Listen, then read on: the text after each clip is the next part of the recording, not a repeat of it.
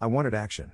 Instead, I sat twiddling my thumbs in the police cruiser, swallowing dust from the trucks that rolled along the alley in back of the newly completed row of two-family houses. The trucks carried building materials to further rows of similar houses under construction. Every time they rumbled past, the air filled with dry lime from the pile where a sack had fallen off a truck and burst open. I wondered why the devil someone hadn't shoveled it up and carried it away. Life was a sequence of minor annoyances. It was a brisk fall day, the quail season was half over, and I still hadn't taken my shotgun off the wall. Jack, my Irish setter, moped around home wondering what was wrong with me. There wasn't anything wrong with me, except boredom. Since Art Nelson fractured his right wrist and Jim Harrell went to the hospital for an appendectomy, I had been working 16 hours a day, including days off. My boss, Chief of Police Larry Stearns, was up against it and I had to help out. The cruiser was parked at the side of the rough, pine shack that housed the field offices of the Stacy Construction Company, builders of the huge Windsor Village development. The payroll truck was due in half an hour and I was assigned to Art Nelson's regular job of hanging around while the dough was counted and passed out to the 400 or 500 workmen. Bill Nelson, paymaster for Stacy, stepped out of the shack and said, "Hi, Danny." My answering grin froze when I saw his companion. I nodded to Bill and said to the other man, "Howdy, Mr. Gant." The stocky little man with the small blob of ruddy nose looked coldly at me, his pale blue eyes protruding slightly. "Hello, Gumbo," he said, shortly. It burned Arlington Gant up to be called Mr., and he knew that I knew it. He liked to be called Captain, but I didn't consider he rated it. He'd organized a bunch of dumb young guys around Cherrydale into what he called a Home Protective Corps, after the National Guard was mobilized. But Larry Stearns and I didn't believe the cops needed any self-appointed Führer to help us maintain order in our quiet little city. I often wondered where Gant got the money to keep up a flashy car and fairly expensive house.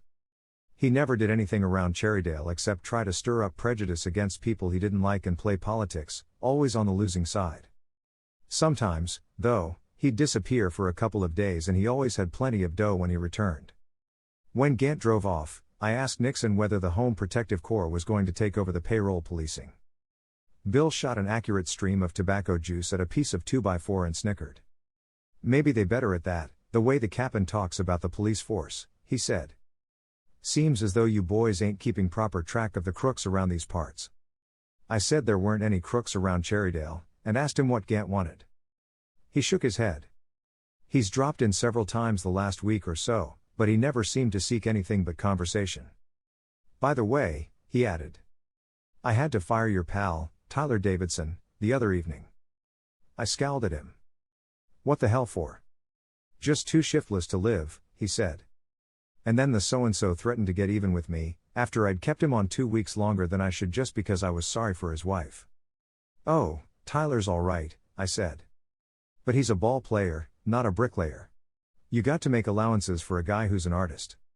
"He sure could pound that old tomato," admitted Bill. "And what an arm. Man, those pegs from deep right field used to hit the catcher's mitt on the line. It's a shame he was kicked out of the league." "Tyler was the GOAT for the sharpshooters," I said. "He'd never got drunk during the playoff series with Chesterbrook if the gamblers hadn't started him off by spiking his drinks. I always thought the club should have given him another chance instead of blacklisting him." Bill said. "Well, he's sure lost without his baseball. Just willing to sit around and let his wife take in washing."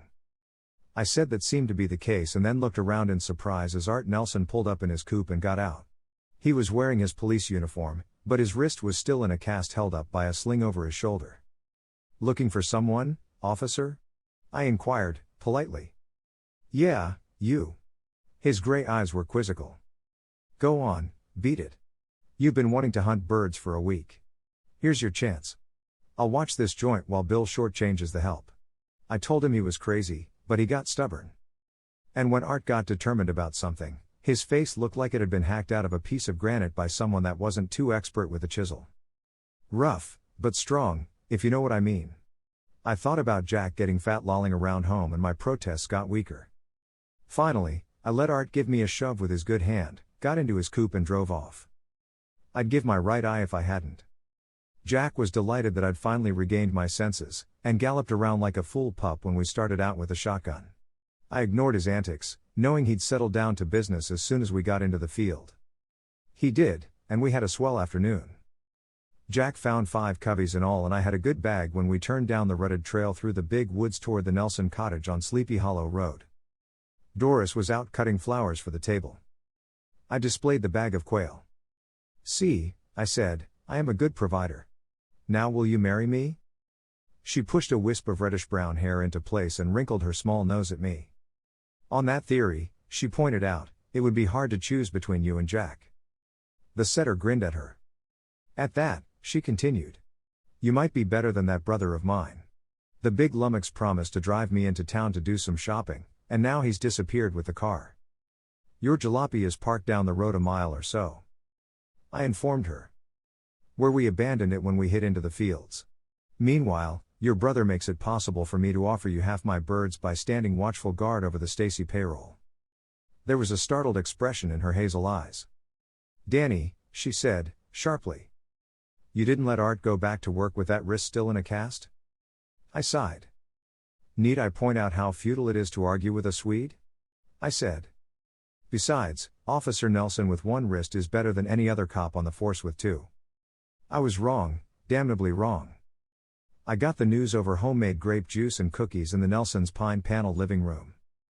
I automatically turned the radio to the police wavelength and waited for the preliminary hum that showed a broadcast was coming.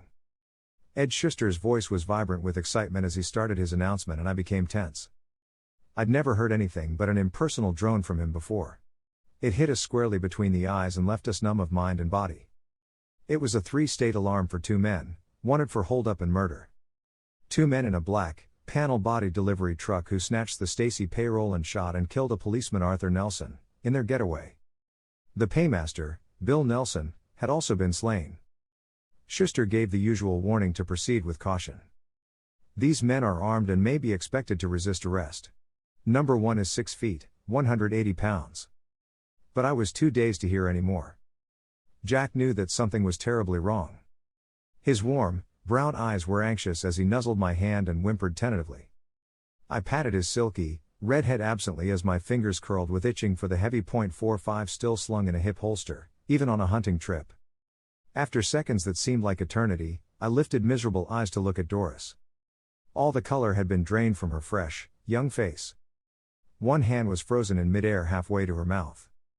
Her lips were tight and her nostrils distended as she fought for control of herself. Moisture was showing in her glazed eyes. She caught my glance and her expression changed to a terrible hardness. She stared at me without recognition for an instant, as though I was something that had just crawled out from under a log. Then she said with measured deliberation, "Get out. Get out and don't ever come back. You left a crippled man to do your work while you went hunting." I started up as hysteria came into her voice, but she waved me back imperiously. "No. Don't come near me, just get out. And never let me see you again." It was like being lashed across the face with rawhide. "Doris," I pleaded. "Don't take it that way. It's just one of those horrible senseless things. I'll get them, before God, I'll get them if it costs me my life." She rose from her chair, steadied herself and walked into her bedroom without a backward glance. I called her mother from the kitchen, mumbled some sort of clumsy explanation, and rushed from the house. I've seen my share of sudden death without losing a cop's objectivity, but one long look at Art's body was all I could take. He had pitched forward on his face in the dusty alley, and the back of his head, where the slug came out, was a bloody mess. I thought of the twinkle in his gray eyes that belied the grimness of his set jaw when he was pretending to be tough with someone. I went to the side of the paymaster's shack and was sick. Bill Nelson was dead inside the shack, and his helper, a kid of about 20, was having his head bandaged by an ambulance doctor. I pushed in and questioned him before he was taken to the hospital. The stick-up had been a smooth performance, indicating a job by professionals. The kid hadn't seen the first part of it, but apparently what had happened was this. The armored truck which brought the dough had left, and Nelson and the kid were counting the money and stuffing it into pay envelopes. Art was slouching outside the door. A heavy truck carrying sewer pipe had just passed when a black, panel-body delivery truck pulled up and stopped. The kid had given only a casual glance through the window and wasn't sure, but he believed the only lettering on the truck said something like "Gem Decorating Service." A tall, well-built man stepped out and asked Art where job number 56 was, remarking he had been called to patch up some plaster. Art told the guy to inquire inside. Meanwhile, The driver had got out and was wiping dust off the windshield, leaving the motor running. The kid said he was slugged unconscious when he unsuspectingly reached for a handkerchief in his hip pocket just as the big bandit stepped inside the shack. He hadn't had a good look at either crook and, of course, didn't know what happened from then on. But it appeared the kid's unknowing false move had touched things off. The big guy had shot Nelson, the driver had burned down Art, they had scooped up the dough in some sort of sack and beat it. By now the place was jammed with company officials and workmen, but none of them had arrived in time to see more than the rear end of the delivery truck as it roared away. The best Nixon's helper could do in the way of description was the thought the big bandit was about 6 feet, 180 pounds, dark complexion, wearing blue coveralls over a tan work shirt and a plasterer's white peaked cap pulled down over his forehead. The kid had a vague idea the driver had worn an oversized cap above large chauffeur's goggles, a voluminous gray raincoat with collar up around the chin, and a tiny black mustache under a small nose. He was sure the driver was not over 5 feet 6 inches, but said the raincoat was too concealing for him to make any weight estimate. Larry Stearns showed up with a state trooper and the three of us went over the place, both inside and out, for clues. We didn't find any, at least any we could recognize.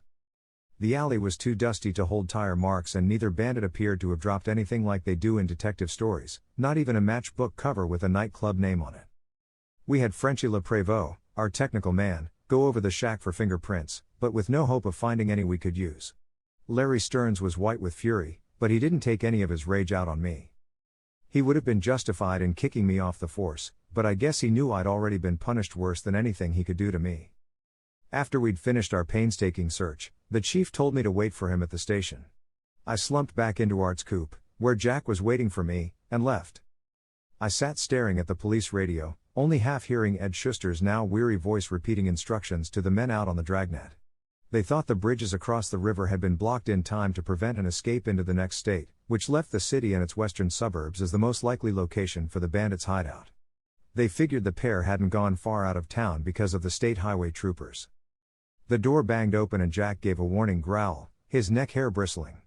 I turned to see a man wearing a cab driver's cap stumble in. He skirted Jack warily and said to me bitterly, "The dirty bastards got my cab and 86 bills." I wearily pulled out a complaint form. I didn't give a damn about a cheap hacker stick-up with Art dead and his killers at large.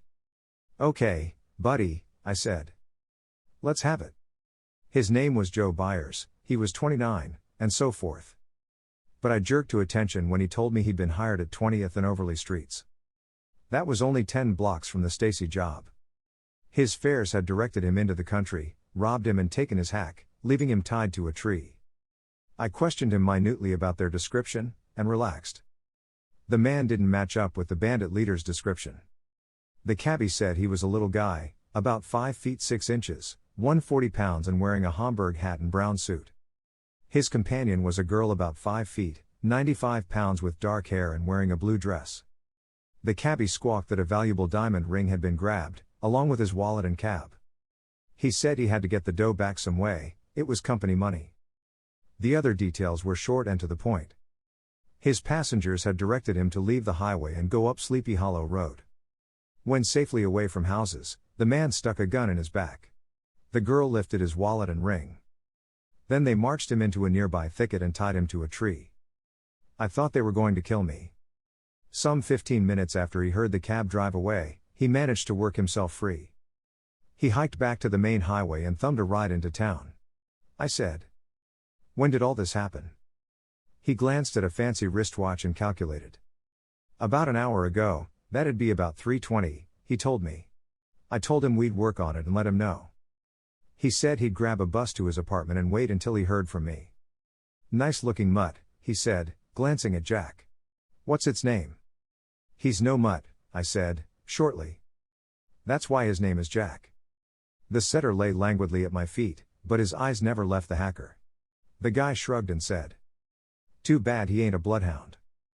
Then he left. Larry Stearns came in after a while, looked at me morosely and went into his private office without saying anything. I sat looking at my desktop. I was frantic to get started on the trail of Art's killers, but I had to have a plan of campaign. And there seemed no place to start. The state police would be scouring the highways, and the city cops would be probing into every part of town. But none had the fervent personal interest that would drive them past the point of exhaustion, if necessary. Daylight was fading when my brain racking was interrupted by the brisk entrance of Arlington Gant. He glared at me and said, "I might have expected to find you here doing nothing." I held my temper and asked him what he wanted. He said nothing I could do, and demanded to see Stearns. I called Larry. "As my home protective corps is not yet fully organized," Gant told him, "I feel it my duty to turn over any clues to the police, incompetent as they are." "Never mind the cracks," said Larry, quietly. "What have you got?" "Probably nothing of interest to your boy wonder here," said Gant, looking at me scornfully. "Merely the solution of the case that proves so baffling to the police." He paused for effect and then went on. "That bum, Tyler Davidson, was seen by one of my men a short while ago flashing a big bankroll in Porter's pool room. You may not know that Davidson was recently discharged by Nelson, the Stacy paymaster, and threatened to get even." Stearns looked thoughtful. News that Tyler had a bankroll was a surprise. He'd never made any serious money since he was kicked out of professional baseball. Gant's pale eyes were vindictive. "If a mere citizen may make a suggestion," he added, "it would be that you investigate any underworld connections of officers Nelson and Gumbo. I don't imagine this payroll robbery could have been planned and executed without collusion on the part of someone in authority." I leapt forward, but Larry held me back with a massive paw on my arm. "Son of a bee," I grunted. "I'll smash your face if you dare even hint Art Nelson had anything to do with that job, and Art burned down by those two timing thieves." "He could have been double-crossed by his own gang," said Gant, coolly. "It would also be interesting to know," he went on, hurriedly, "how it happened that the crippled officer Nelson happened to replace the uncrippled officer, Gumbo, just in time for the robbery." I tore loose from Larry's grasp and started for Gant. It wasn't too hard to break away, I noticed. The self-appointed Führer backed up hurriedly and barked. "Now, wait a minute, Gumbo. I don't want to have you locked up, yet." I moved steadily toward him and he scurried behind a desk. Larry halted me with a sharp command I couldn't ignore. "Hold it, Danny," he ordered. "Later, maybe. But not in the station house." Gant looked at Larry menacingly. "I don't blame Gumbo for getting upset," he sneered. "I expect some things I've said hit pretty close to home. Meanwhile, I'm warning you my home protectors will be ready to take over this case within 48 hours if the police haven't solved it in that time, and I feel sure the public will back me up." He turned on his heel and left before Larry could reply. The boss glanced at me, sighed and said, "Hell." Then he walked back to his office and slammed the door. Almost immediately there was a tap at the window to the side of the building. I went over and found Tyler Davidson crouching in the shadows outside. He put a finger to his lips as I started to speak and whispered quickly, "I heard what that feller said. Don't believe him, Danny. He's a southpaw all the way through. I never had nothing to do with no robbery. I've been hunting all afternoon." He paused for emphasis and his brown eyes glowed at me. "But, Danny," he continued, "I did see Gant himself driving a black, panel-bodied truck into the big woods off Sleepy Hollow Road about an hour ago." "The hell you did," I said, startled. I looked around to call Larry. When I turned back, Tyler Davidson was slipping swiftly away into the shrubbery. I just got a glimpse of his shaggy hair and the back of his ancient brown windbreaker when he disappeared. I vaulted over the windowsill, but he had too much of a start, and I returned empty-handed. Larry sent some cops out to bring in both Gant and Davidson for questioning. Then he and I chewed over what we'd been told by the pair. "Mighty peculiar," I said, thoughtfully, "how both Gant and Tyler seem to know stuff about the stick-up that won't be made public till the morning papers get out. For instance, how did Gant know about Tyler getting fired and threatening Nelson? And how did he know I was supposed to be on the job at Stacy's today instead of Art?" Larry stroked a stubble of beard and looked at me. I went on. "And how did Tyler know about a black panel body truck being used in the holdup if he's been hunting all afternoon? To say nothing of where did Tyler get the bankroll Gant said he had?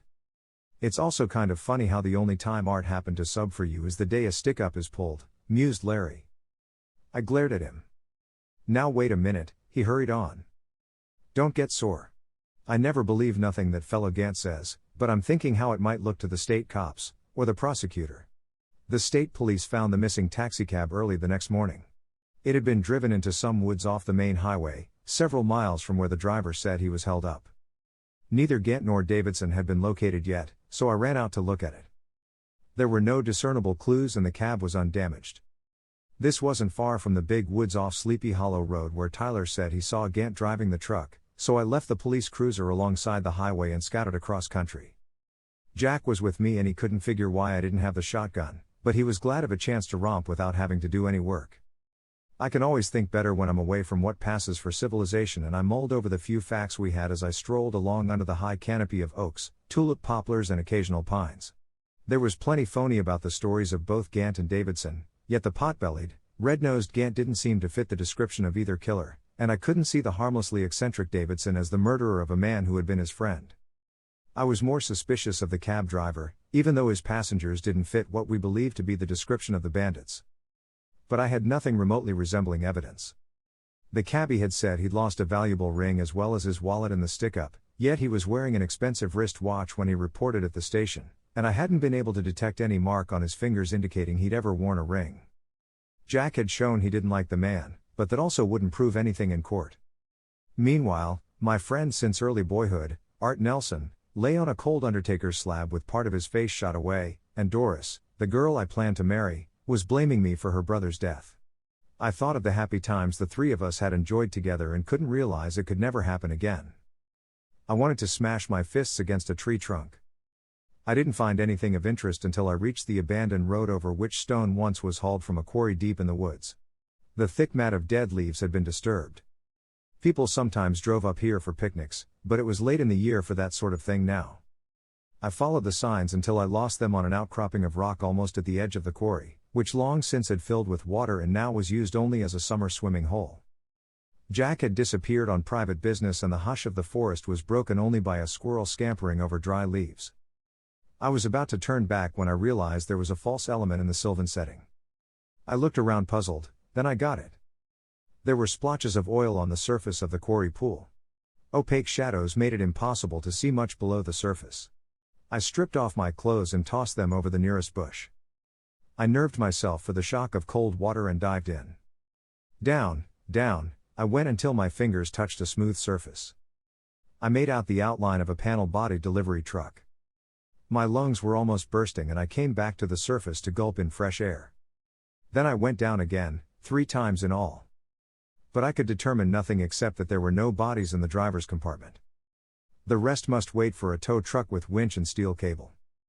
I shook water from my shivering body and went back for my clothes. They were gone. I was dumbfounded, then sore as hell.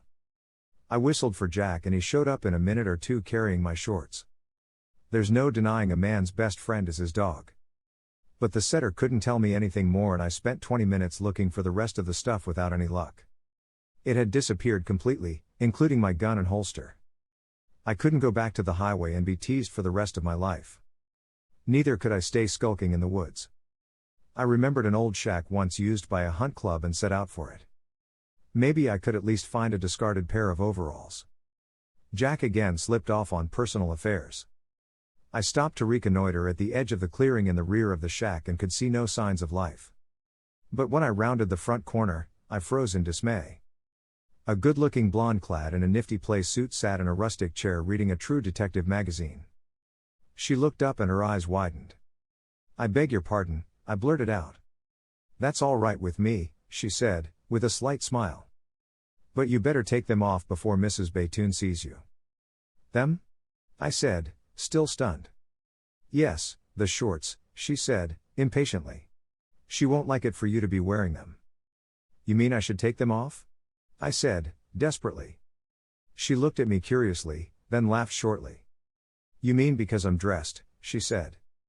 "We rent this place and even Mrs. Batoon admits it's too chilly to sit out here in the woods without any clothes on." I was further out of my depth than ever, but I was beginning to be able to take in the scenery. And it was worth seeing. The blonde was a work of art. Her shapely white legs had it all over those of the girl, on the magazine cover. Dark, arched eyebrows, dark eyes and full, red lips made a striking contrast to her blonde hair. There was nothing inexpert about the assistance nature had received. The only incongruous note was where the left side of her face had been sunburned except for the upper part of her forehead and a white circle around her left eye. Her nose had started to peel a little on the left side. He intercepted my stare and frowned. Someone stole the rest of my clothes, I explained, hastily. Her lips pursed in speculation and her eyes narrowed a bit. Just where did you come from? She asked. I gestured toward the woods. I was swimming in the old quarry. When I got out, my clothes were gone. I remembered this shack and thought I might at least find an old pair of trousers. But I never expected to see anyone here. She rose from her chair with a lithe movement. I'm afraid you're trespassing, she said bluntly. This is the Baytoon Health Camp, for nudists.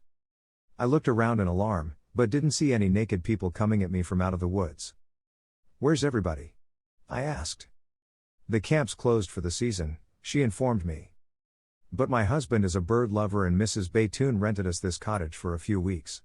The regular camp members come only on weekends this time of year. Then you've seen no one but Mrs. Baytoon the last day or so? I inquired. Of course not, she said. Why? I made an airy gesture. Nothing, I said, carelessly. One of my neighbors thought he saw a truck drive into the woods in this direction, and I just wondered what it would be doing around here. Her eyes flickered almost imperceptibly. A truck? She said. Why no, there's been nothing. She was interrupted by an angry oath and I turned to see a big guy striding out of the cottage doorway, bearing down on me in determined fashion. He was well-muscled and wearing only sneakers, tan shorts and a blue polo shirt. He had beetling black eyebrows and thin lips.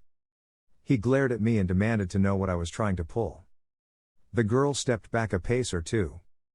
I looked him over coolly and started to explain. He cut me off curtly. Never mind the bull, he barked. I saw you making passes at Bertie. I stuck my chin in his face and said. Now listen, mister. It was a mistake. It gave him a too good a target, and he had a left jab that flicked out with the power of Joe Louis. I picked myself up and waded in, but my bare toe stubbed against a sharp rock and I was off balance when he sunk his right up to the wrist in my middle. Bertie scooted up and grabbed his arm while I sat in the weeds, gasping for breath. No, Harry, she whispered. Don't you know better than to start anything around here? Harry grunted and watched me. I sat up slowly and said if he'd wait just a minute we could go on where we left off. Harry took a step forward, but the blonde jerked him by the arm fiercely and gave him a stinging slap in the face with her other hand. He took it without a glance at her. Okay, he said to her over his shoulder. He can get out of here. But he better not snoop around here no more. Damned hicks. I got up, but the blonde pushed between us and faced me with alarmed eyes. Please go, she begged. He's just so jealous. I shrugged. All right, I said, finally. But I may see Harry again sometime. She grabbed him tighter and he merely stood glaring as I walked back toward the woods. I slipped behind some bushes and watched them. They were scowling and whispering at each other. They looked in my direction a couple of times, but I knew they couldn't see me. There seemed no use to spy any longer, so I imitated the call of the western meadowlark. Jack soon loped up, tongue sweating, to find out what I wanted. Neither of the couple had glanced my way when I gave Jack the piercing whistle that was our private signal. I still hadn't solved the problem of clothing, but I got a break when I finally stumbled footsore out of the woods near Tom Elston's place on Sleepy Hollow Road. There was no one home, but the door was unlocked and I borrowed shoes from the porch and shirt and a pair of old trousers that were drying on a clothesline.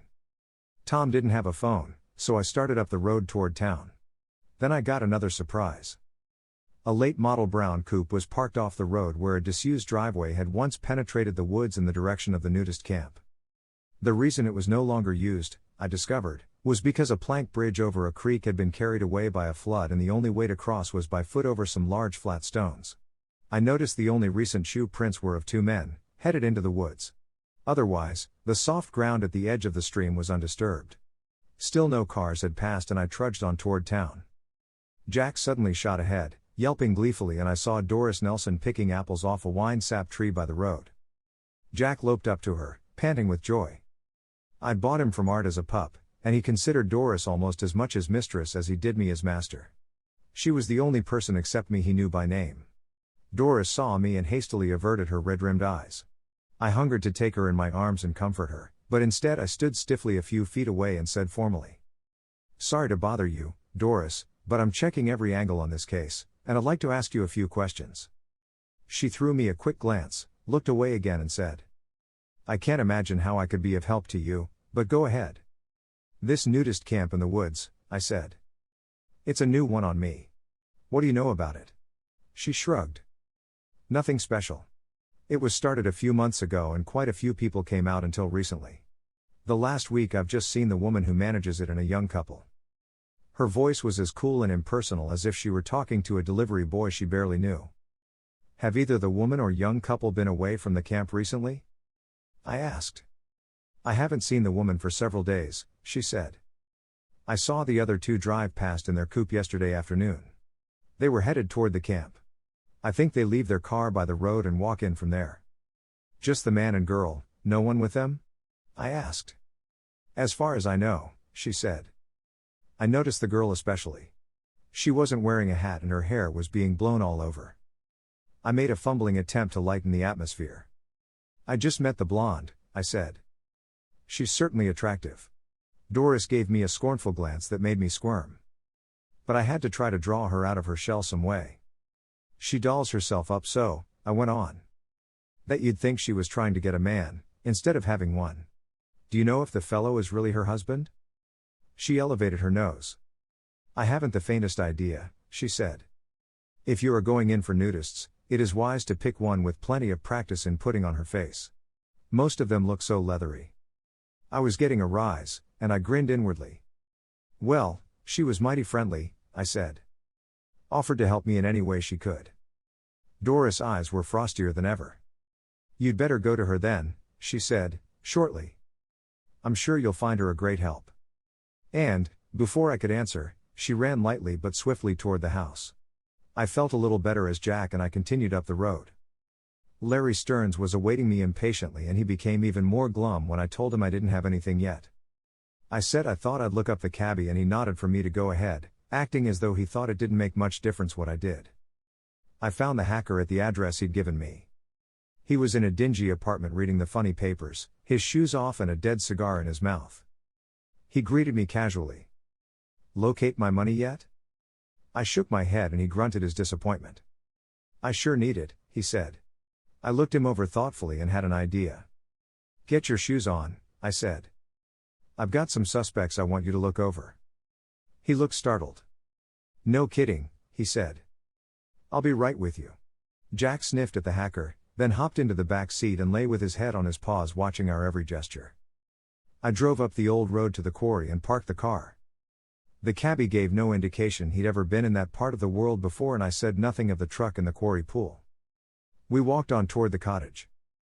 Jack saw a flicker of white tail and took it as a personal insult. He bounded into the underbrush after the rabbit. He knew we weren't after birds and it was all right for him to play. I rapped on the front door of the cottage. There was a moment's silence before the blonde opened the door. Her eyes recognized me and then glanced quickly at the hacker. I looked past her and saw a pile of canned food in a corner near the sink filled with dirty dishes. I asked if we could come in a minute. Her eyes became watchful, but she said, I guess so. But what is it you want? I smiled at her pleasantly.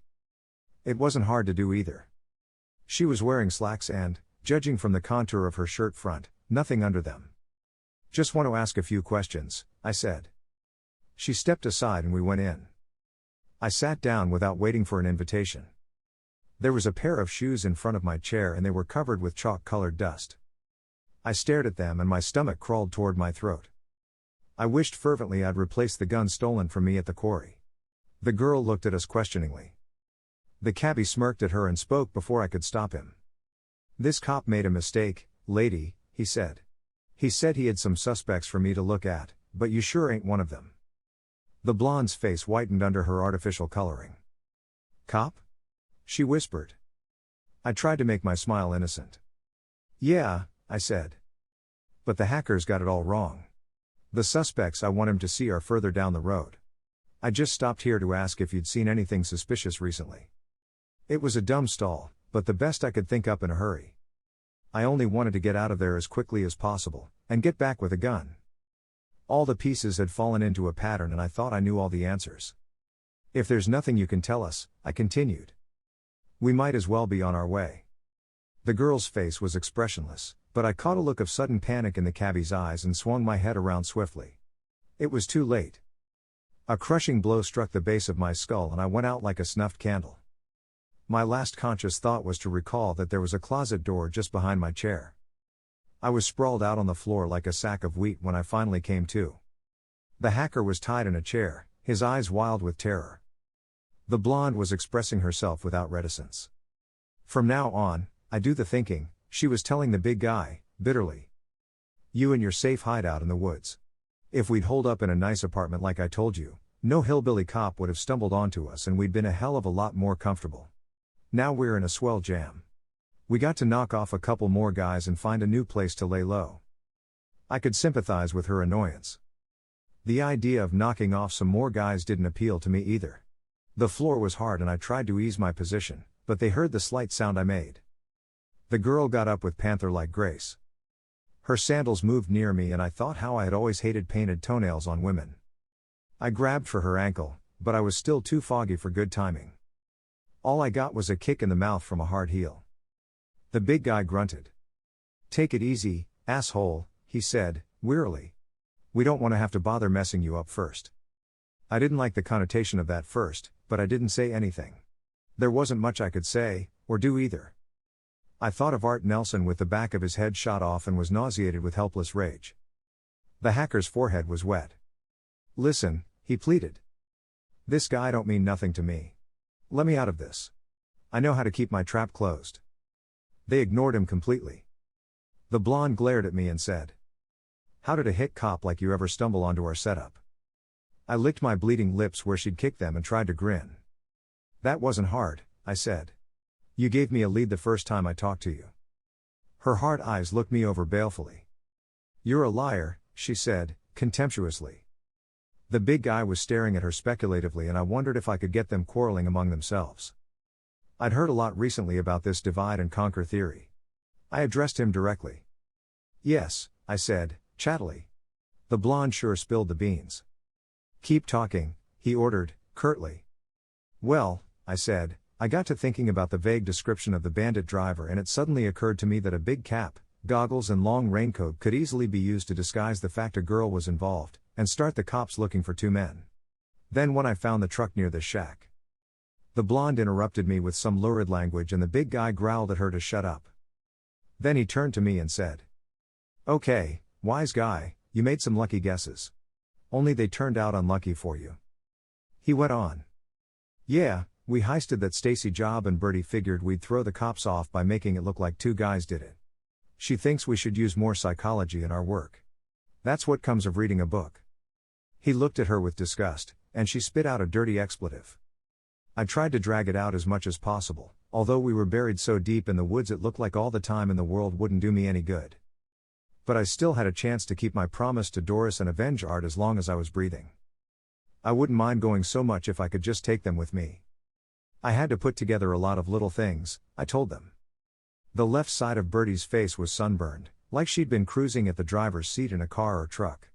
A circle around her eye was white, which could account for goggles. Then she's supposed to be in a nudist camp and her cute legs are as pale as a whitewashed fence. Nudists are supposed to have a little tan on their hides. The big guy's lips curled in a sardonic smile. "It's a shame to get rid of such a bright boy," he said. "We'll make it as painless as possible." I continued hurriedly. "I began to get closer when I found you two had come out from town yesterday afternoon, yet the only fresh shoe marks coming this way past the creek were of two men. Another hint the blonde was wearing men's stuff." The big guy was getting impatient. all right, he said. "We admit you're smart. But what does it get you?" He pulled out a short-barreled revolver and hefted it. The cabbie moaned and passed out. "Wait a minute," I said, trying to fight off panic myself. "Here's the two main things that tripped you. First, the blonde said you were a bird lover, yet you paid no attention when I made this call from the edge of the woods near you. Listen." I wet my lips and gave the imitation of the western meadowlark. I'd had an idea and was fighting for seconds now. "Any bird lover," I went on, "would have been surprised to hear that call in these parts and would have investigated. That was my first good proof there was something phony about you.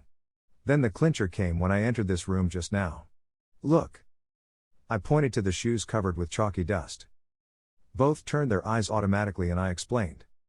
"Dry lime, stirred up from the pile spilled in front of the Stacy Paymaster's shack. Whoever wore those shoes killed Art Nelson.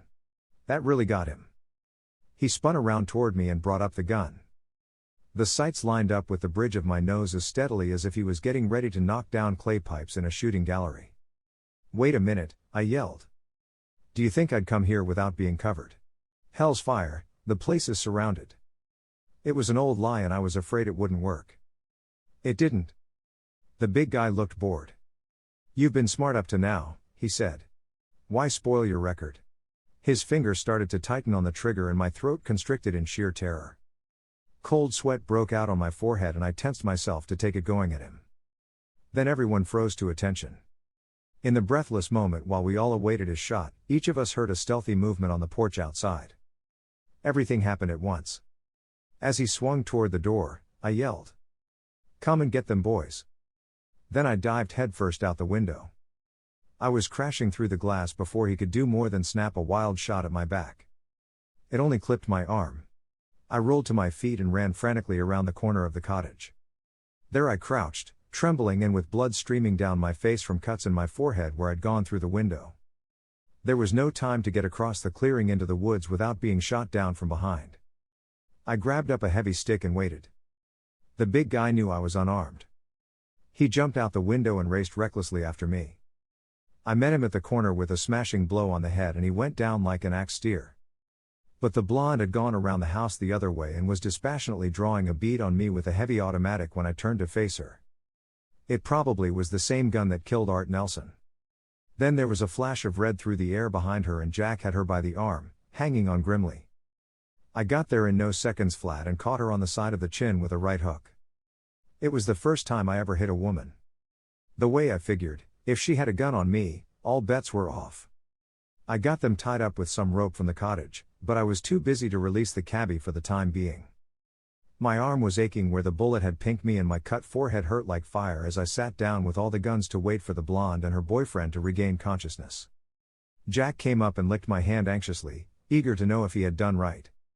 I kissed him smack on the end of his cold, wet nose, and he grinned at me in huge satisfaction, his tongue lolling out a foot. The guy that made that man's best friend crack certainly wasn't fooling, I told the setter. But, boy, I sure was worried whether you were close enough to hear our meadowlark whistle when I needed someone to distract those thugs.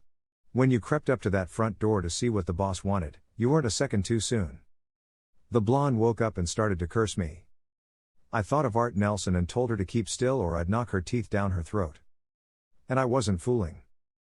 A gruff voice behind me said, "Drop the gun and put your hands behind your neck." The man sounded like he wasn't fooling, either. I took a chance and looked around. It was the red-nosed Gant. He was aiming a big Luger at me. I started to tell him off, but his wrist straightened and I hastily dropped my gun. I told Jack to stay. I didn't want him shot. "That's better," Gant said. "Now maybe you can explain why you have assaulted my friends here." "Listen," I told him in cold fury. "You're interfering with an officer making an arrest. I'll see you in the can for this." He looked a little uncertain, but the Luger still pointed at my belt. The blonde was edging toward the gun I'd dropped and the big guy was stirring from his nap. Something had to be done, and quick. It was done, but not by me. A rock cracked Gant on the temple and he pitched forward to the ground. I got to the gun a split second before the blonde. She swore some more when I waved her back beside her boyfriend. Tyler Davidson ambled out of the woods and said, "I guess the old peg can still mow them down at home plate, eh?" I agreed with him, wholeheartedly. He gave the blonde and her pal one curious glance and then calmly turned back to me. "I found Gant's truck back of the old Lewis barn," he informed me. "I stole all his guns and hid them. He was pretty mad when he found them gone. Then I trailed him here through the woods." "Nice going," I said, "but why the hell did you steal my clothes at the quarry?" His eyes fell. "Damn Gumbo," he said, sheepishly, "how'd you know it was me?" "Jack would have made a row if it wasn't a friend, and I couldn't figure any friend likely to be around there except you," I told him. "I thought you were looking for me on account of what Gant said. And I couldn't afford to let you catch me until I got the goods on him. So I thought I'd slow you up a little." I grinned at him. "Did you really have a bankroll at the pool room?" I asked. He looked startled. "Keep that quiet," he pleaded. "My wife'll slay me if she ever finds out I didn't quit playing the ponies, like I promised." Gant started to stir around and I shot him questions about his truck and the guns Tyler had spirited away. He broke down and admitted they were part of an arsenal he was collecting for his secret vigilante band. He swore they had nothing to do with the bandits. The big guy interrupted us. "Hell, no," he sneered. "This crackpot never helped us any. He ran into me here in the woods the other day and wanted me to join some sort of a cult. I kidded him along to get rid of him. Personally, I never needed any mob to back up my plays." He turned to the girl, sourly. "Particularly, it turns out, I didn't need any dumb blonde to ball things up for me." The blonde spat at him. I remembered the cabbie. I told Gant to beat it. I'd deal with him and his arsenal later. Tyler held the guns on the bandits while I went inside and released the shaking hacker. "Next time," I said, "you probably won't think it's such a smart idea to report a phony holdup to take the company out of a few dollars." He looked stunned and asked how I found that out. "I didn't until you just admitted it," I said. "But I figured something of the sort when I found you laying around your apartment doing nothing. If you'd really been robbed, you should have been out scrambling to make some more dough. At first I thought you were in with the bandits, but I finally picked up enough odds and ends to convince myself they worked alone." Tyler's voice came from the yard. "Hey, Gumbo, how long I got to hold this gun on these crooks? I got to get downtown before the racing form is sold out." "Just wait till I write a note," I told him.